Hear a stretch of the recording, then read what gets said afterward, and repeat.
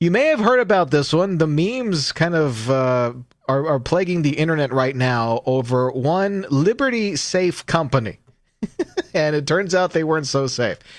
Joining us on 710 KURV is Victoria Churchill, who is a contributor to publications like American Liberty News and the Republican Standard. She's got an article out right now in American Liberty News that the gun safe manufacturer Liberty Safes is cooperating with the FBI. They got some back doors there.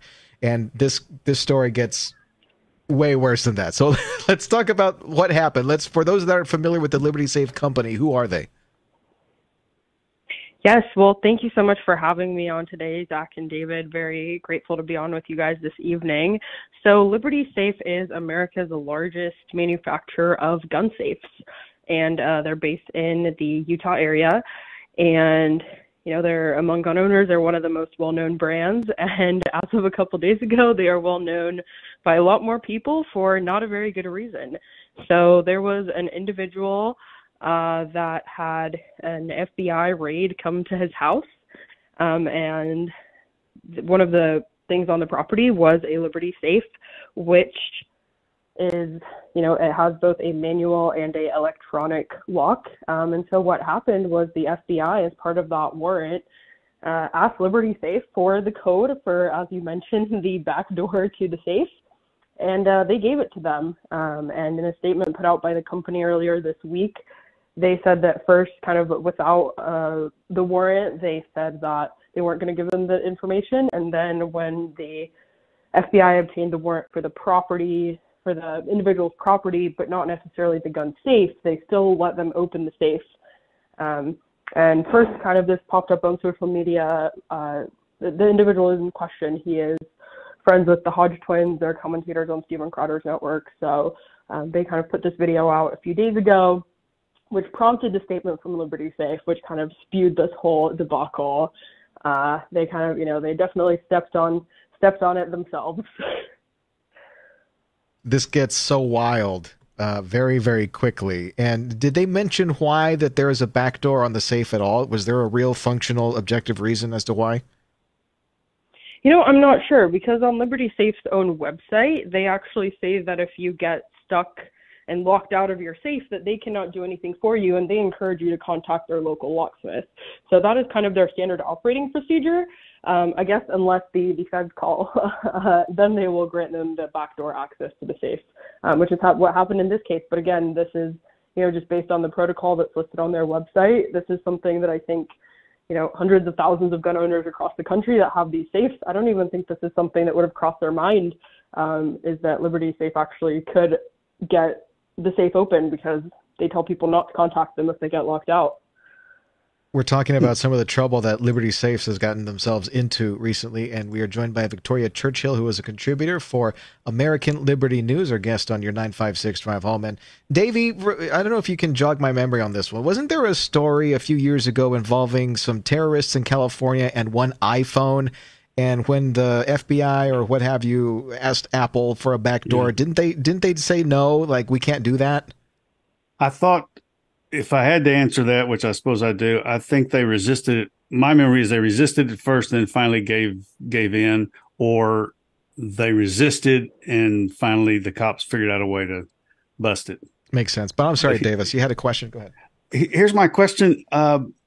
So there's two ways to use the safe. One is a manual. I guess it's either like a telephone keypad or a dial. But what is it they're cooperating with the FBI about or for? Why is the FBI interested in what's in a random gun safe? Or how did the backdoor work necessarily to latch onto that? Well, again, this was a property that they had obtained a warrant for, but kind of I think a distinction that I've just seen being made is that the warrant was for the individual's property, not necessarily things that typically couldn't be accessed, including the gun safe. So, you know, again, I think most safes don't necessarily come with the back door, but I guess Liberty Safes do. It made the New York Times, this whole story, so they hit the big time. So how has the internet been reacting to all of this? There's been a ton of memes that I've seen all over my feed, and I had no idea what was going on. I was like, what's that about? That's interesting. When did we start hating on Liberty Saves? Yeah, so I believe it was Wednesday when they made the statement. So I put the story out yesterday. And then again, this was kind of all sprung from a video of the raid that happened on August 30th. As you mentioned, this has kind of gone viral, this story. I first found out about it through social media. And again, that kind of the fact that first we had the video and then we had the statement from them. And then hopefully we'll get to it in the next few minutes. But they actually issued a correction, which did not help them at all and probably hurt them more.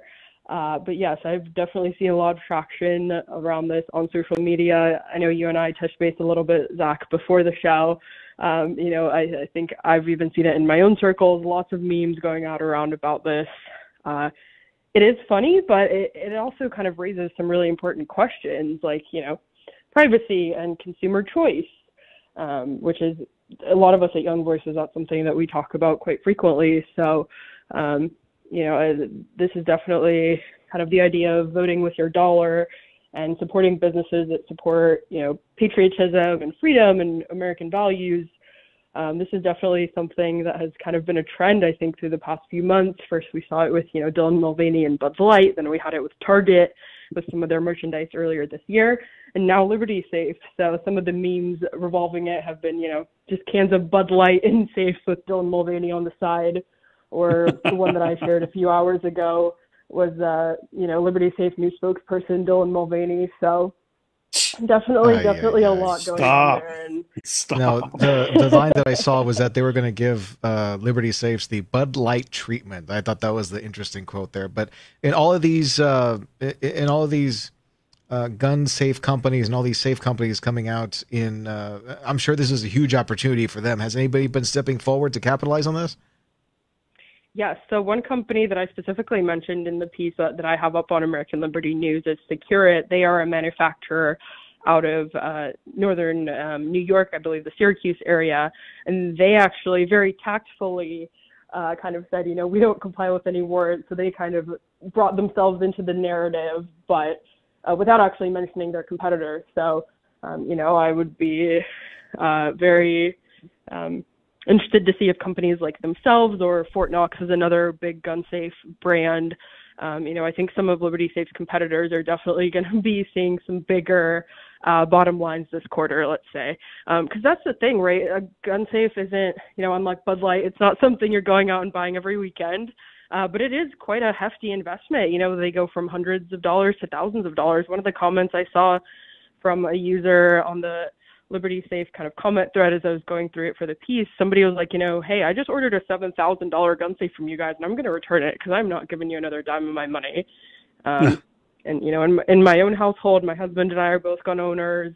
And, as we increase the number of guns in our house and, at this point we don't have kids, but that's definitely a consideration that we have to make, right? Like if we do have children in our house later on down the line, we definitely want our firearms to be properly secured at home. So, these are conversations that I have in my own household, and I can tell you moving forward, Liberty Safe will not be a part of these conversations, at least for me.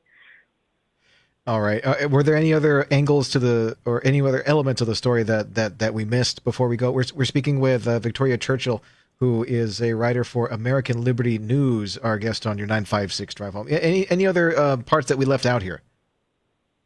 So Liberty Safe actually replied to the backlash yesterday, issuing a statement to kind of correct the record and say that they were going to be updating their policies. But again, I kind of retweeted that saying, are you guys buying it? Are you guys buying this correction? And will you be buying anything from them in the future? And it seems like they're kind of gone down pretty far down a path that they can't really get themselves back up. So I think they're, like I mentioned before, I think they're definitely going to be seeing a hit to their bottom line. And I think a lot of other companies, their competitors, other manufacturers, other businesses that don't just pretend to be pro-freedom, but actually are, I think they're definitely going to be seeing an increase in their customer base.